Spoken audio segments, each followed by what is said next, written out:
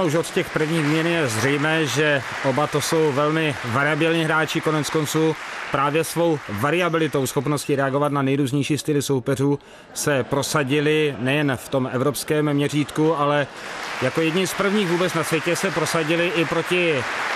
Aziatům, byli velmi důstojnými soupeři Číňanů a konec konců Jan-Ove Waldner je olympijským vítězem z roku 1992. Samozřejmě ale exibice, to je v prvé řadě zábava pro diváky a také čas pro nenadále zásah do utkání, jako v této chvíli, kdy Jürgen Persson pozval si na pomoc jednoho z mladých adeptů brněnského stolního tenisu. No a domnívám se, že pro tohoto kloučka je hned na počátku jeho sportovní kariéry obrovským zážitkem se potkat s legendami stolního tenisu.